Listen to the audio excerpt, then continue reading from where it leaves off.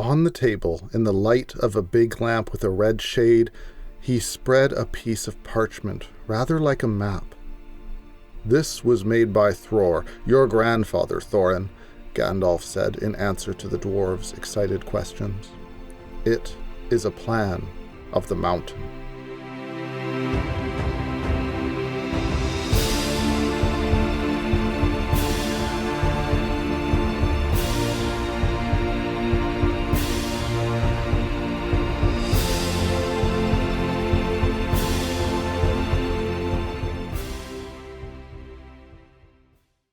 In my last video about Tolkien, I talked about Lord of the Rings, which came out in 1954, and a lot of that video was about the collaboration between JRR and his son Christopher.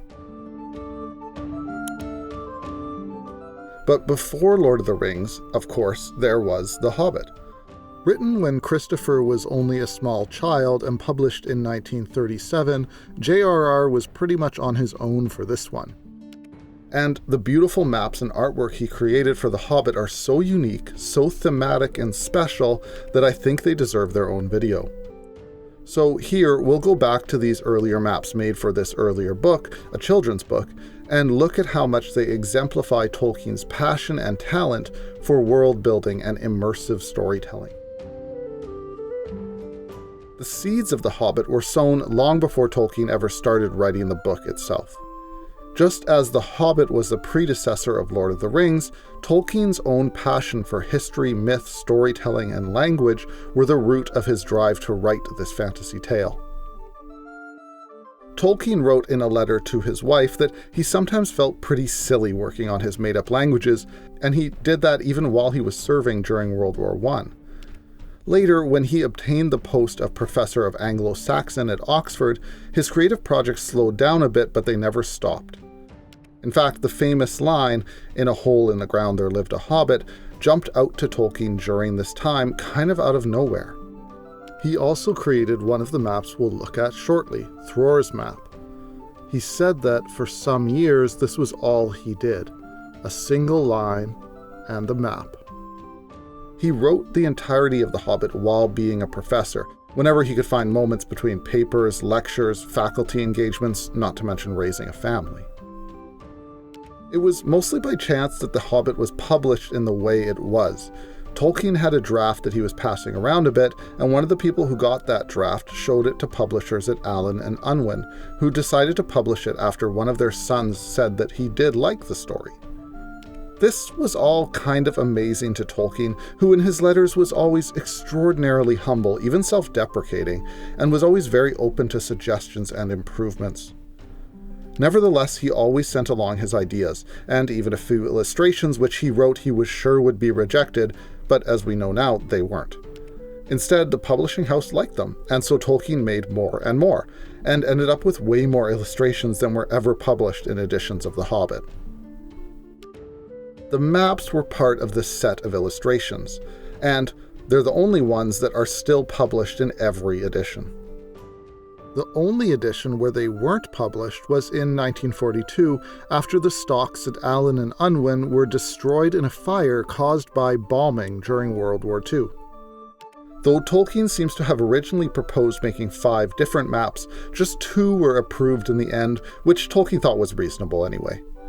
The fact is, the publishers really didn't want to include any maps at all because printing would cost too much, but the illustrations were just so charming that the staff felt they had to be included. The 2 maps that made it in are Thror's map and the Wilderland map. These are familiar to any Lord of the Rings fans now, not only because we've all read The Hobbit, but also because we can place these locations in the wider world of Middle-earth. But, at the time, they were all that people knew of Middle-earth. Just one small part of a big, big world that Tolkien himself was only in the process of discovering. Interestingly, these maps don't even cover the entire story of The Hobbit. A lot happens off-screen, so to speak, since the Shire isn't included. So the maps are more like clues, hints, pieces of a world that's new and interesting, in a book written for children whose imaginations are going to fill in the blanks. Let's look at each of the maps on their own. First, usually in the back of the book, there's the Wilderland map. This is also called Rovanion, the lands on the eastern side of the Misty Mountains. This is very recognizable to us as a map. It's got roads, icons for mountains, some labels and text. It's all in Tolkien's distinctive hand and style, and we can follow along with the terrain and the places in the story. The geographical features are clear and the illustrations are very descriptive. Tolkien was deeply influenced by William Morris, a 19th century fantasy writer who wrote books like The Great Flood and The Well at the World's End. These books were epic and almost medieval in style, with magic and mystery and strange lands. There are even direct parallels between Morris and Tolkien, where Morris's King Gandalf became Gandalf, and a quick horse that was white named Silverfax became our Shadowfax. Tolkien even stated in one of his letters that he wanted to write something like Morris had written. So the idea of this fantasy world and mapping it surely was inspired by Morris and others. But Morris's maps, when he drew them, hardly held a candle to Tolkien's. Tolkien was drawing not just from Morris's direction, but also from his own love of mythology and history, looking not only at maps from medieval manuscripts, but also imagining the kinds of maps that would fit into ancient mythological stories. The whole creation of the fantasy genre is, in a way, a throwback to medieval stories and ways of thinking about the world. So for the maps, Tolkien imagined they would be as much storytelling devices as geographical guides. We can see this in these older manuscripts of Tolkien's, where maps are embedded right into the story like a medieval book. These maps would be part of the story, embodying the mystery and the fun, and not just give the layout of the land in a dry manner. In this vein, Tolkien illustrated the heck out of the Wilderland map. He was much more of an illustrator than he'd like to profess, for though he wrote to others about his apparent lack of skill, he clearly loved doing it, and he enjoyed adding these little details and fun designs. The Wilderland map is covered in these: spiders, cobwebs, little unique mountains, trees and clearings, cabins, Smaug the dragon, and special hidden places if you look close enough. It's not just a forest here, it's a strange forest, diverse and dangerous and scary and beautiful all at once. We can imagine stories just by looking at this map. We hardly even need to read The Hobbit to know what could happen. We can use this map to make up our own stories, it's so detailed, and that's perfect for a children's book. We can also get a very good sense of where Bilbo traveled through. Just look here as we trace his and the dwarves' paths as they go through the forest and on to Smaug's desolation. The story accompanies the map beautifully.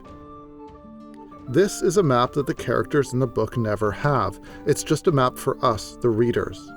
This is different than the other map we'll look at, and it's one reason why this map is at the back of the book. It's like an index for us, the readers. One interesting detail on this map is the border of the Wilderland. This is actually originally from the ruled margin of the paper that the draft map was made on. It's so straight and perfect that it stands out a little awkwardly, and it wasn't replicated later in the Lord of the Rings maps published in '54. But then almost all the illustrative detail here wasn't included in that later map. That map is far less of a storytelling device in itself than this one is. The later map is almost more modern, more clean, more cartographic, whereas this one feels like it's from an earlier, more mythological and foggy era.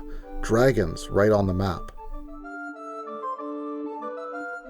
Speaking of an archaic mythological style, let's turn to the other map in The Hobbit, Thror's map. I love this map. It's been criticized as overly simple, childish, almost ridiculous. Here there be tigers, fanciful and half-baked kind of symbolic map. But I think it's absolutely brilliant, and perfectly captures not only Tolkien's illustrative and storytelling style, but also the feel of The Hobbit, Bilbo and the dwarves' journeys, and the epic nature of the history of Middle-earth and its inhabitants. Thror's map is just one tiny piece of that history, a map handed down through generations, through trials and tribulations of Thorin's ancestors. Originally created by Thror, the Dwarven king, it survived the destruction of the Erebor by Smaug and was kept as an heirloom for Thror's son, named Thrain, when he went to the mines of Moria. Thrain tried to follow the map's instructions to recover the Dwarven treasure from Smaug, but was taken prisoner by orcs, imprisoned, tortured, and left to die. When Thrain was out of his mind from the torture, Gandalf, who was on his own intelligence mission and I guess just happened to be in the area, took the map and the key that went along with it and eventually passed it on to Thorin. And that's where The Hobbit begins. So this map truly guides the entire story of The Hobbit. Gandalf gives it to the dwarves at Bilbo's place, and they follow it along through the whole journey. Elrond reveals more about its mysteries, and ultimately they use it to get into Smaug's lair. The map just had to be included, because without it, there's basically no Hobbit story at all. And since Thror's map is almost always placed at the front of the book, it ends up preparing us, the reader, for this whole fantasy world we're about to enter. We're going to Middle-earth. Now, this map didn't take the kind of precision or cartographic work that the Wilderland map or the later Lord of the Rings maps did. It's definitely symbolic and not meant to be precise in a geographic sense. The people, the dwarves, that would have used this map would have known the land intimately and didn't need exact topography. This map is supposed to lead to the treasure for one who can understand it. There's lots of writing all over the map. Tolkien was using his knowledge of Anglo-Saxon here because these are Futhark runes, but spelled in modern English. Futhark runes refer to a set of runes used across different time periods, but generally among Germanic people between the 2nd and 10th centuries CE. These are carved on stones across Northern Europe. Tolkien made this into a fun little puzzle and stated in his author's note at the end of the book, "At the time of this tale, only the dwarves made regular use of runes. Their runes are in this book represented by English runes. If the runes on Thror's map are compared with the transcriptions into modern letters, the alphabet adapted to modern English can be discovered." When we convert to English, the text on the left reads, 5 feet high the door, and 3 may walk abreast. TH, TH. We hear this in the story as well. The main instructions here give some detail for where the secret mountain door is. The hand points towards the rune on the map, which shows where the door is. But the initials are interesting too, the last TH, TH are initials, presumably. Thror was the original maker of this map, and his father was Dain, another dwarven king. Thror's son is Thrain. Some resources I found on this map say that the TH means Thror, son of Thrain, but that doesn't make any sense because Thror wasn't the son of Thrain, he was the father of Thrain. So this particular text seems to have been added after the creation of the map by Thror, and the text was added by Thrain, son of Thror, TH. I might have my history wrong, though. This little runic puzzle thing is so awesome for any reader of any age, but especially for a kid who's just seeing this mysterious script and letting their imagination run wild. The compass is also in runes and actually has east at the top. Tolkien says in his note that this is the usual standard for dwarvish maps. This is also usual for many medieval maps, which put east at the top, a tradition since the sun rises in the east and paradise was understood to be there. We can try rotating this map then onto the Wilderland map, which has north at the top, just to see what happens, and of course it fits well, though the geography isn't exact. Interestingly, in the older manuscript, the original Thror's map, which was then called Fimble Famby's map, which is Thror's name before he was renamed Thror, this one has north at the top and doesn't use runes in the compass. Instead, there are symbols: a Big Dipper for north, light rising over a door for east, a sun for south, and the mountains of Pelori to the west, representing Valinor. Though Tolkien says in his note that east at the top is normal for dwarvish maps, this might have been done just so that the publishers could more easily make it an end paper in the printing. In any case, these are all just fun little details. And then we have the wonderful secret runes, the runes that are revealed only in moonlight. Elrond showed these to the party and said that these letters would have been written with special pens by the dwarves long ago. Tolkien really wanted to include these secret runes as printing on the back of the map, which would then be tipped in, that's a term for gluing in the map after the book's been printed. He wanted to put it in amongst the text, and the point of printing on the back would be that you'd only see these other runes if you held the page up to a light, just like Elrond. Imagine how awesome that would have been. Unfortunately, the publishers rejected this due to the expense and instead pasted the runes directly onto the map. But I still just love that this is the kind of thing that Tolkien thought about and wanted to do. The secret text reads, "Stand by the great stone when the thrush knocks, and the setting sun with the last light of Durin's day will shine upon the keyhole, TH." This is the instruction on how to get into the door, of course. Now, this TH, it's just a single TH, which seems to imply that this is original text from the maker of the map, Thror. Thrain may never have even seen this text when he had the map. So it's one thing to design a world and put it into writing and draw the map of that world. That's difficult enough, as any world builder can attest.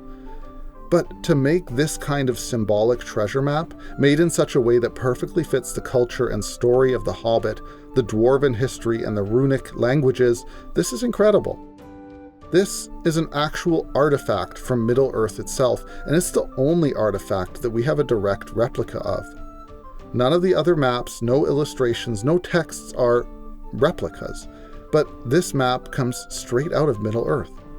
The way that the Lonely Mountain is kind of strange looking and not at all realistic, and the odd scale of things, and the little cobwebs in the corner, hands and doodles and drawings, this feels more real than any other map Tolkien made, in my opinion.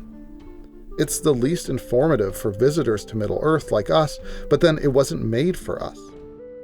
It was made for the dwarves, and we're just following along in the story. I think, far from being some kind of simplistic, lazy map, this map exemplifies Tolkien's way of telling an immersive fantasy story, one that's bound up in the history of the place itself. Tolkien wanted to have fun, to entertain his children and himself, and make a world that felt real. And it does. One of the other things I love, which Tolkien very likely didn't plan but worked out so well, is that these maps, coming in a generation before the maps we get from Frodo's journeys in Lord of the Rings, look like they're from an earlier era. Thror's map is kind of like an old medieval map from long ago, and the Wilderland map is like a transition between Thror's map, still with little icons and doodles, and the later, much more cartographically standardized Lord of the Rings map. We're looking at the growth of cartography in Middle-earth itself here. Now, Tolkien designed all these maps for The Hobbit completely by himself as far as we know.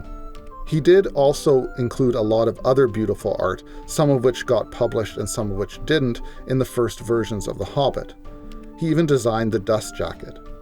It's always interesting to look back in hindsight knowing the massive popularity of these works and wonder at how humble he was and how much the publishers were concerned about saving on every part of printing. Today, the art he made is all valuable to us, no matter if it's just sketches or full-blown illustrations. Tolkien was a rare person, imagining a whole world, building its language and cultures, mapping it, drawing scenes, and writing many stories, almost entirely by himself. I hope Tolkien saw that he had made something truly special, even if it was a little bit odd. The maps of The Hobbit certainly played an enormous role in the style and feel of the maps of the later Lord of the Rings series, but in their own right, they're wonderful. They're not just precursors to the later detailed maps. Thror's map is an artifact from Middle-earth itself, and the Wilderland map is a storytelling device, an illustration, and a map at the same time. Tolkien tapped into something that showed his own style, his interests, and his curiosity, and in creating and sharing the maps from The Hobbit, he continues to teach us so much about how to tell a great story. Hey there, thanks for watching the video. Hope you liked watching it as much as I liked making it. Feel free to subscribe if you want to help out the channel. This is probably the first of what will be a lot more fantasy maps. I might even make a little sub-series here that's specifically about fantasy maps, maybe the history of fantasy maps or really great ones, famous books. So if you have any suggestions of fantasy maps you want me to cover, or if you want to collaborate on something, I'm always open to that. So leave a comment, send me an email, whatever you like, and enjoy a bunch of other videos, and I hope you have a great day.